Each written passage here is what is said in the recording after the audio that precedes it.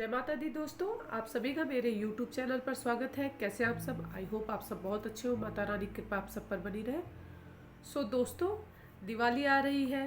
धनतेरस से रिलेटेड तो वीडियो मैंने डाल दी थी, लेकिन बहुत जन का ये क्वेश्चन था कि हमें श्रीयंत्र कब लाना है, श्रीयंत्र की स्थापना कब करनी है, लक्ष्मी गणेश जी की मूर्ति कैसी लानी है, या यदि हमें कोई और विग्रह रखना हो तो कैसे रखें।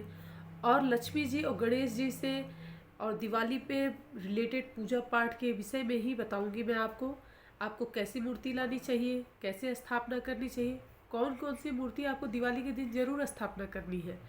इन्हीं सब के विषय में मैं बताऊंगी। माँ लक्ष्मी से भी रिलेटेड कुछ बातें ऐसी हैं जो मैं आपको बताऊंगी, और हमें दिवाली के दिन कौन कौन से मंत्रों का जाप करना है वो भी मैं आपको बताऊंगी।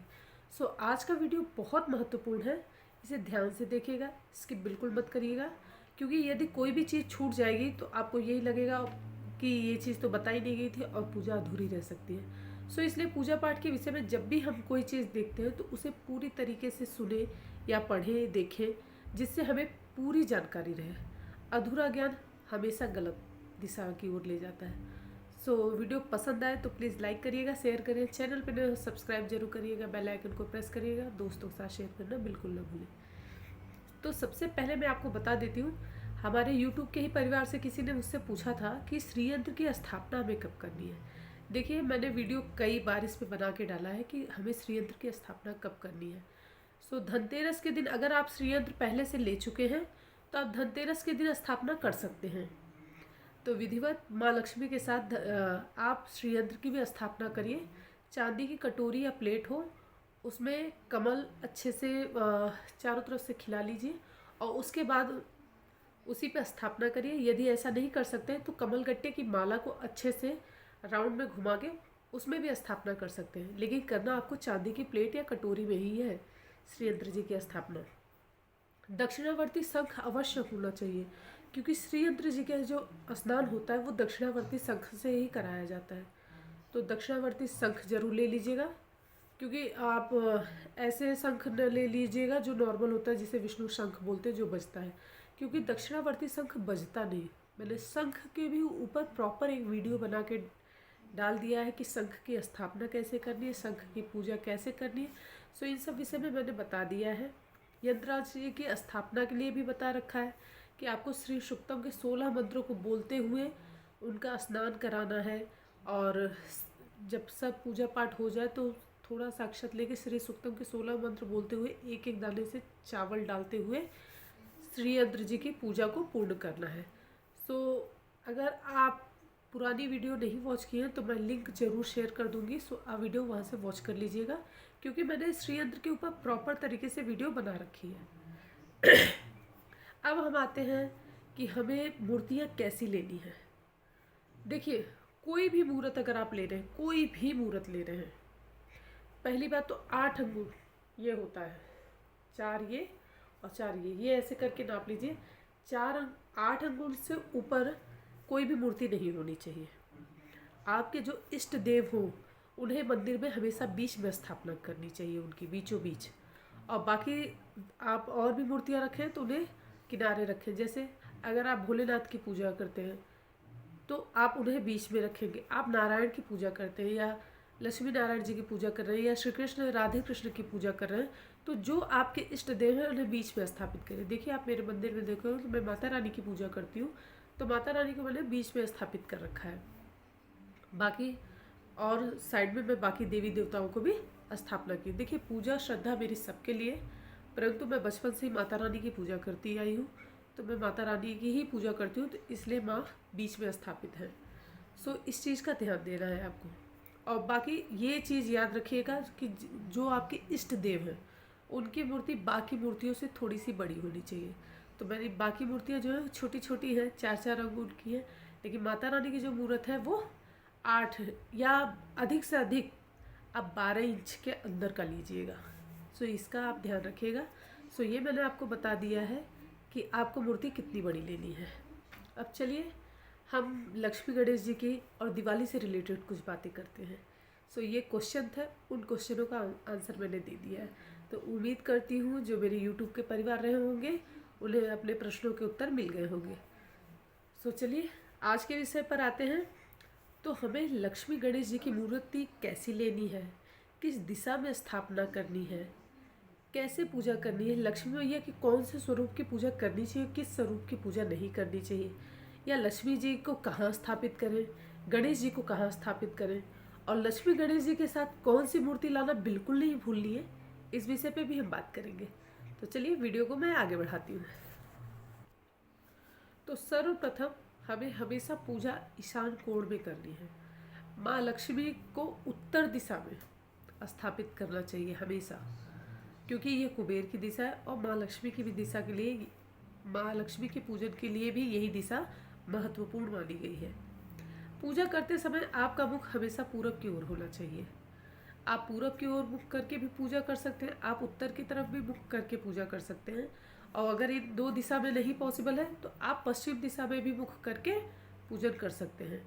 एक चीज़ का विशेष ध्यान रखें कि माँ लक्ष्मी की स्थापना कभी भी दक्षिण दिशा में नहीं करनी चाहिए, और दिवाली की पूजा तो दक्षिण दिशा में की ही नहीं जाती। तो इस चीज़ का आपको विशेष ध्यान देना है। चौकी पर बीच में माँ लक्ष्मी को विराजमान करें। माँ लक्ष्मी के हमेशा बाएं तरफ, माँ लक्ष्मी के बाएं तरफ गणेश जी की स्थापना होती है।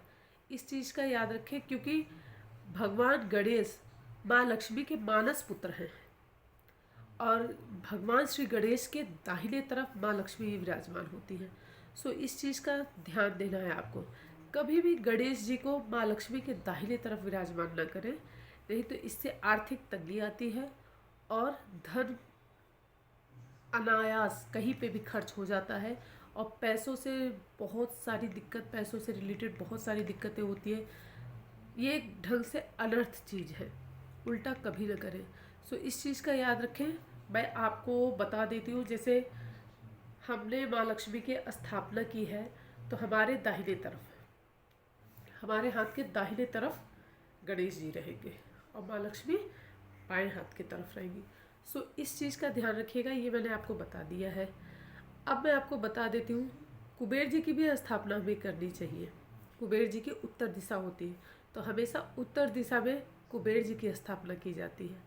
और लक्ष्मी जी और गणेश जी के साथ एक मूर्ति और ले आए। देखिए, पैसे तो सबको चाहिए, ज्ञान किसी को नहीं चाहिए, क्योंकि पैसे को भी खर्च करने के लिए और कमाने के लिए भी बुद्धि की आवश्यकता होती है। और बुद्धि की देवी जैसे भगवान श्री गणेश जी हैं, वैसे ही ज्ञान की देवी माँ सरस्वती हैं। तो दिवाली के दिन कहने को है सिर्फ लक्ष्मी गणेश जी की पूजा होती है, नहीं, माँ सरस्वती की भी पूजा की जाती है। जैसे आप लक्ष्मी जी और गणेश जी की मूर्त लेते हैं, मिट्टी की ले रहे हो, सोने की ले रहे हो, चांदी की ले रहे हो, जैसे भी ले रहे हो, पीतल की ले रहे हो, कांसे की ले रही हो, लेकिन आपको माँ सरस्वती की भी मूर्त जरूर लेनी है। इस चीज़ का आपको ध्यान रखना है। और माँ लक्ष्मी के दाहिने तरफ आपको माँ सरस्वती को रखना है। जैसे पहले हमने सरस्वती मैया को रख दिया, फिर उसके बाद स्थापित कर दिया, उसके बाद हम माँ लक्ष्मी को स्थापित कर रहे हैं, फिर भगवान श्री गणेश जी को स्थापित कर रहे हैं। सो इस ढंग से आपको दिवाली के दिन पूजा करनी है। माँ सरस्वती का पूजन भी अति आवश्यक है। यदि किसी का, देखिए, पहली बात तो आपको कोशिश करनी चाहिए कि आप ले ही लें। नहीं चांदी की ले पा रहे, नहीं पीतल की ले पा रहे हैं, नहीं सोने की मूर्त ले पा रहे, तो आप मिट्टी की ही ले आइए। गुरुजी तो ये भी कहते हैं कि बहुत जन के मन में रहेगा, अरे हम तो मिट्टी का ले जा रहे हैं, सोने की जो लिया है, जो पूजा पाठ खूब विधिवत कर लेगा, माँ लक्ष्मी तो उसी के घर आएंगे। नहीं, ऐसा बिल्कुल नहीं है। माँ जगत जननी माँ जगदम्बा पे ये आरोप बिल्कुल न लगाएं कि जहाँ पे 56 भोग मिल रहा है या जहाँ पे पूजन पाठ की बहुत सारी सामग्रियाँ उपलब्ध हैं, माँ वहीं जाएंगी। नहीं, आप भाव से बुलाइए, माँ दौड़ी आती हैं। तो एक चीज़ आपको बता दूँ,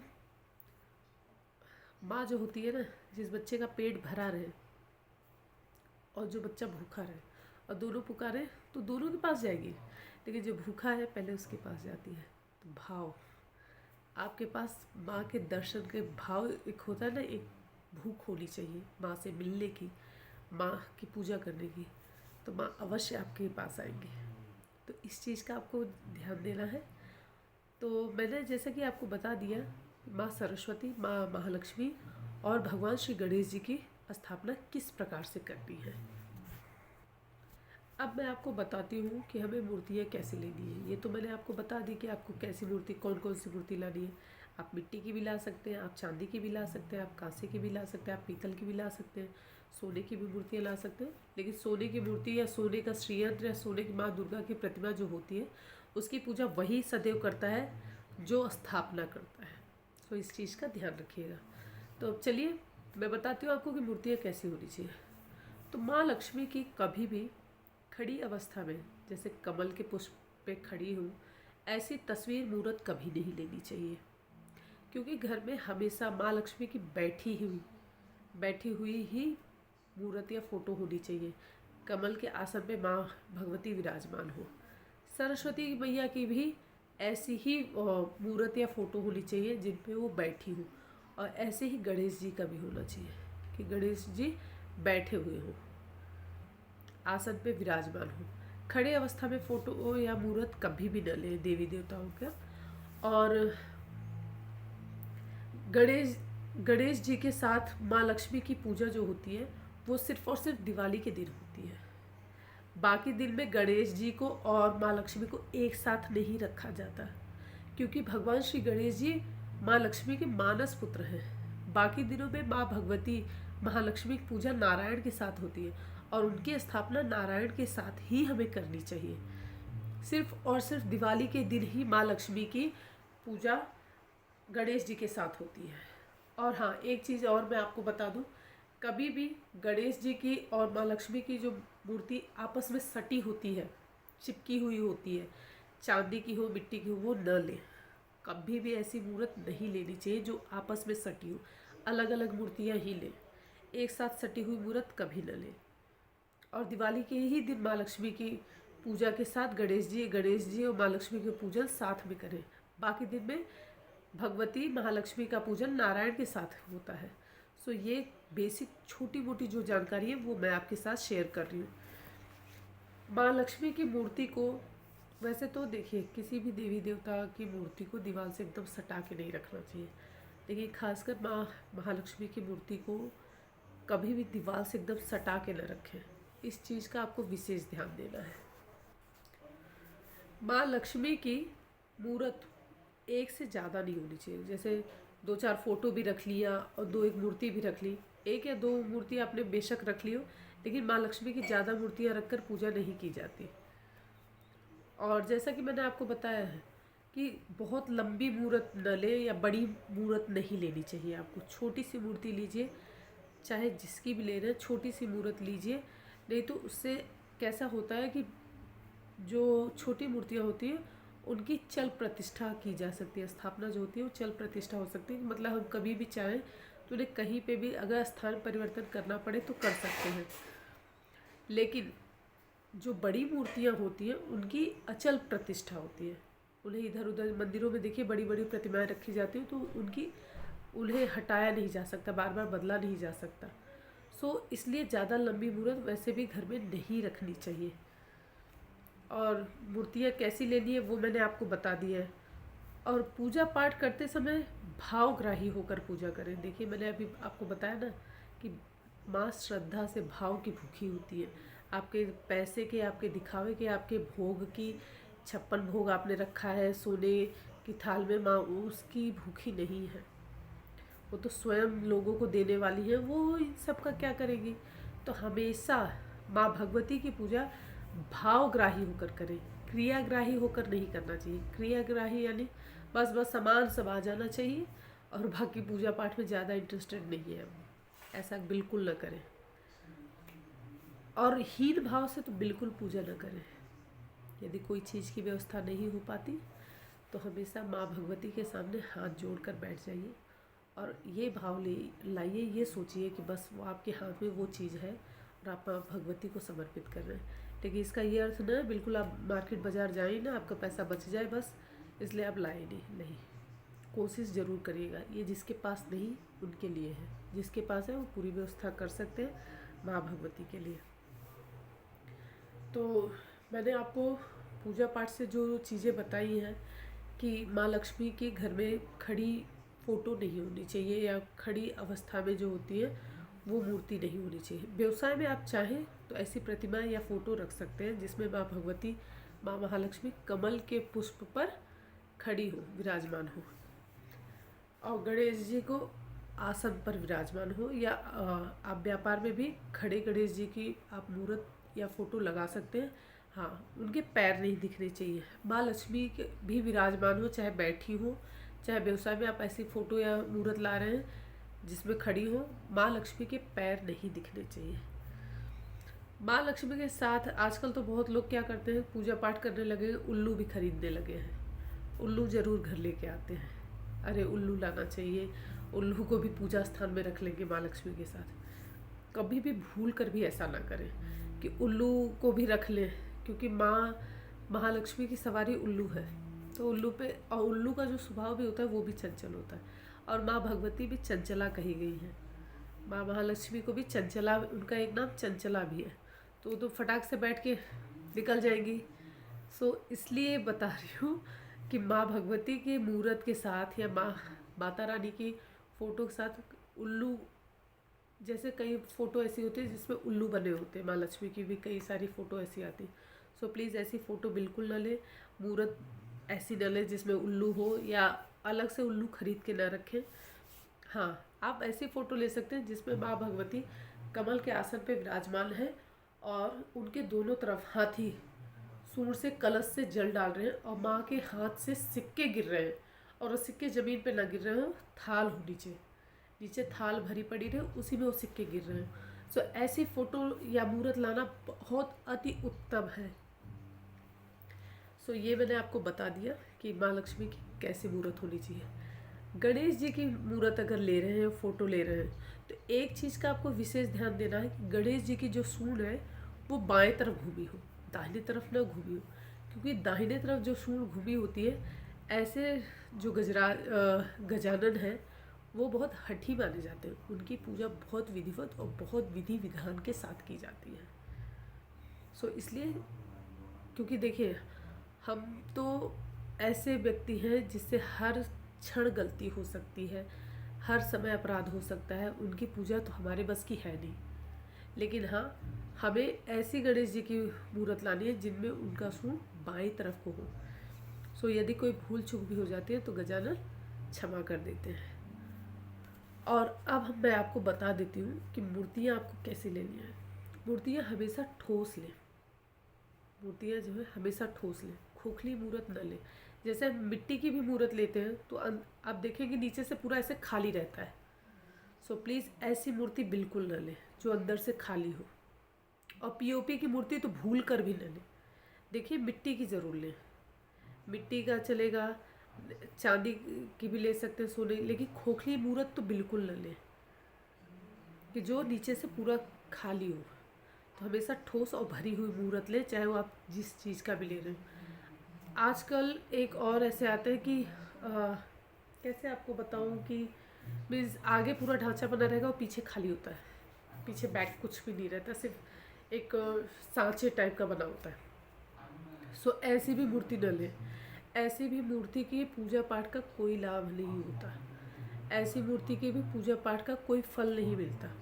ना खोखली मूर्ति रखें और ना ही जो सिर्फ उभरी होती है, एकदम खाली होती है पीछे से, ऐसी भी मूर्त न लें। मूर्ति हमेशा देख के प्यारी, जिसमें माँ मुस्कुरा रही हो, ऐसी मूर्तियाँ लें जिसे देखकर हृदय एकदम प्रसन्न हो जाए, प्रफुल्लित हो जाए माँ को देखते हुए।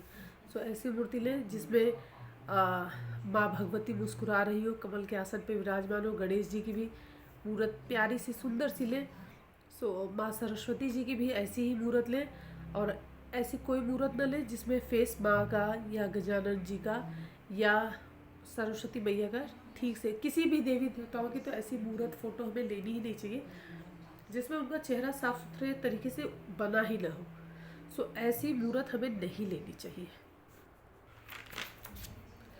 माँ लक्ष्मी के माँ लक्ष्मी के 8 स्वरूप हैं, लेकिन भूल कर भी 8 स्वरूप लाकर पूजा नहीं की जाती। 8 स्वरूप यानी अष्टलक्ष्मी जिसे कहा जाता है। तो अष्टलक्ष्मी की ही पूरी मूर्तियाँ या आठों लक्ष्मी मैया नहीं ला के पूजा जाता। माँ लक्ष्मी की एक ही मूर्त होनी चाहिए। सो इस चीज़ का आपको ध्यान देना है। कभी भी मेन गेट पर माँ लक्ष्मी की फ़ोटो या मूर्त नहीं रखनी चाहिए। हमेशा अपनी तिजोरी में या अपने पूजन स्थान में ही रखें। मेन गेट पर हमेशा माँ की चरण पादुका लगाई जाती है। आप चांदी की चरण पादुका तो नहीं लगा सकते, हाँ आप तिजोरी में चाहें तो चरण पादुका माता की रख सकते हैं और उसकी पूजा कर सकते हैं। मेन गेट पर आप कुमकुम लेकर, सिंदूर लेकर माता रानी की चरण पादुका बना दें और कोशिश करें कि माँ के पैरों में जितने चिन्ह बने हैं माँ लक्ष्मी के, वो सारे अगर उन पादुकाओं पे आप बना सकें तो अति उत्तम है। माँ लक्ष्मी की चरण पादुका अवश्य बनाएं। दिवाली के दिन, धनतेरस के दिन तो ये सब जरूर करना चाहिए हमें। माँ भगवती की पूजा, माँ अष्टलक्ष्मी की जो पूजा होती है, हम ध्यान में बेशक कर सकते हैं, लेकिन ऐसे 8 मूर्त ला के पूजा नहीं करना है। ये चीज़ मैंने आपको बता दिया, ये बहुत ज़रूरी है। माँ लक्ष्मी की बहुत सारी फ़ोटो या मूर्त नहीं रखी जाती है। और हाँ, चरण पादुका जो भी आप बना रहे हैं या आप तिजोरी में रख रहे हैं, तो ये ध्यान रखें कि माँ भगवती अंदर आती हुई रहे, यानी माँ के पैरों के जो चिन्ह हैं वो घर में आते हुए दिखाइए। और ऐसे ही आपको तिजोरी में भी रखना है कि पैरों का जो अग्रभाग है वो तिजोरी में अंदर की तरफ रहे। ये मैंने आपको बता दिया कि माँ की चरण पादुका भी आपको कैसे लेनी है। अब मैं आपको बताती हूँ कि आपको कौन कौन सा पाठ करना है। तो अब मैं आपको बता देती हूँ पाठ हमें क्या क्या करना है। श्री सुक्तम के पाठ जरूर करना है हमें। श्री सुक्तम का आप पाठ कर सकते हैं। आप कनकधारा स्तोत्र का भी पाठ कर सकते हैं। विष्णु सहस्त्र नाम का पाठ कर सकते हैं। ललिता सहस्त्र नाम का पाठ कर सकते हैं। आप अष्टलक्ष्मी का भी पाठ कर सकते हैं। तो श्री सुक्तम, कनकधारा स्तोत्र, विष्णु सहस्त्र नाम, ललिता सहस्त्र नाम, माँ लक्ष्मी की चालीसा और अष्टलक्ष्मी का पाठ अवश्य करना चाहिए।